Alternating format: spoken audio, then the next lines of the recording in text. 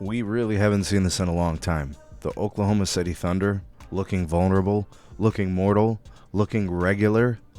Well, that's what the Spurs have been doing to them, and this is consecutive games. This is not like a flash in the pan. I think this is sustainable. I think we got a matchup problem here. The Oklahoma City Thunder hosting the San Antonio Spurs. I thought the Thunder were going to win this game. I thought they would bounce back from the previous loss to the Spurs. I was wrong. The Spurs are a fantastic team, a fantastic young team that seems to have the perfect blend of talent and player personnel to really give OKC trouble. The game started with the Spurs scoring 41 points on the Thunder. I don't know if any other team has scored that much on the Thunder this year in one single quarter. So it starts off that way, and then in the second quarter, the Spurs outscore the Thunder again.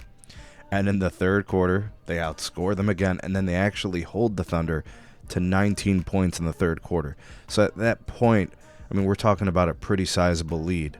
I think at that point, they were up like 17 or something like that. And they basically held that for the duration of the game. In the fourth quarter, it just didn't happen. You know, we were kind of expecting the Thunder to respond, and it didn't occur. When I look at some of the elements of the game, and I was kind of, I'm watching it, I'm kind of looking at the stats, and I'm seeing who's the difference maker, who's kind of doing it for each of these teams.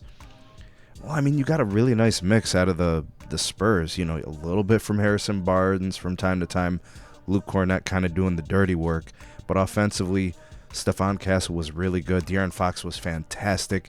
12 of 19 shooting from the field. He was 3 of 4 from 3. Throw in, I think, 4 rebounds and 7 dimes. He was really good. And then Victor Wembanyama was efficient. I think he shot 50% from the field. He was 2 of 3 from the three-point line. I think he was perfect from the free throw line. He had 11 rebounds. He had, I think, a block and a steal. So he was pretty active in terms of defensive. But you got some really nice contributions from Dylan Harper. I saw him make some really nice plays. Keldon Johnson was really good. I mean, it was a very, very nice team effort. And Vassell didn't even do much. I mean, typically he's a much bigger contributor, at least offensively. He didn't have a great game. But the Spurs team defense was actually really good. And I think they did a nice job of holding a lot of what OKC tries to do, keeping it in check. Chet Holmgren, 5 of 9 from the field. Isaiah Hartenstein was pretty good. I think he was 5 of 7 from the field. Lou Dort, 3 of 8, was only 2 of 7 from 3. SJ was 1 of 6 from 3. He shot very inefficiently today, 7 of 19. And I think that's a testament to the Spurs really focusing on not letting him get going. Alex Caruso was horrible shooting today. He was 3 of 13, 2 of 12 from the 3. He probably should have stopped. Isaiah Joe didn't do much. He was pretty quiet. Kenrick Williams was decent.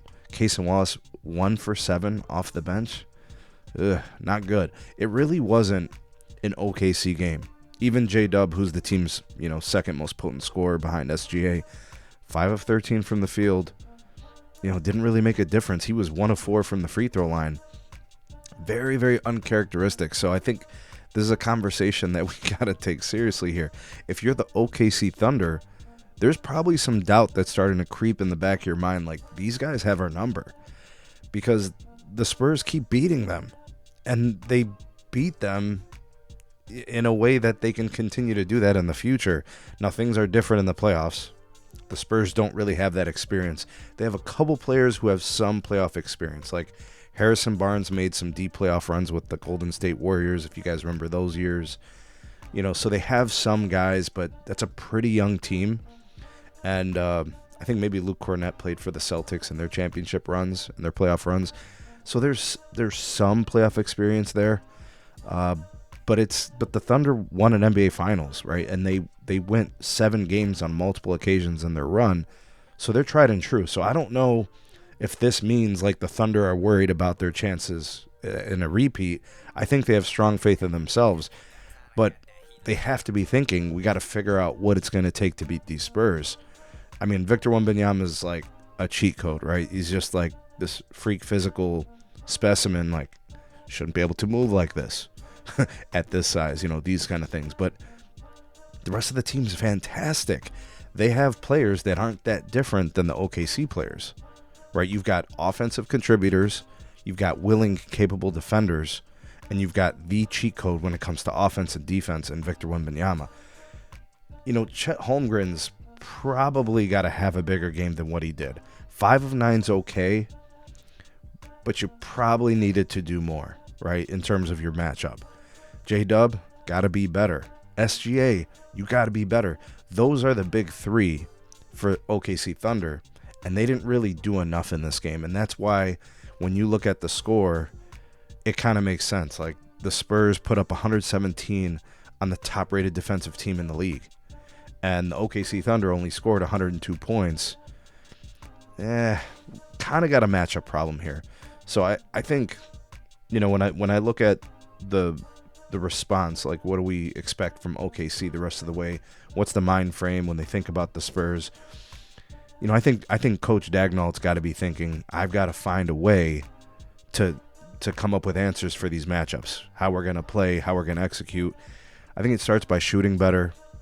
I think that'll help, right? That'll kind of change the flow of the game. You got to shoot better. And there were a lot of personal fouls in this game. So, they can't kind of thug their way through on this one. And the Spurs were kind of matching it too. If you look at the team stats, you'll kind of see what I mean. You can go through a lot of these things and just kind of, look at these things that typically the Oklahoma City Thunder win. A lot of those things, they didn't win that today. All right, so I don't know. Do you guys think that this is an indication that the Thunder are going to have a hard time with the Spurs team down the road in the playoffs? I'm going to wait and hold on that personally, but they definitely present matchup problems that are going to come up again in the playoffs for sure.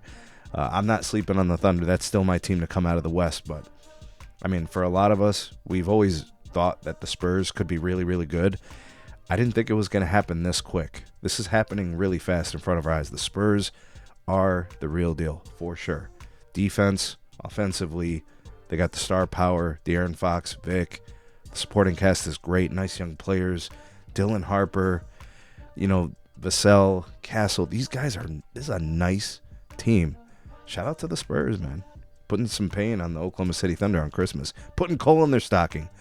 Let me know what you guys think of the game if you watched and what you think the future holds for these two teams in a possible Western Conference final or playoff matchup. Drop me some comments.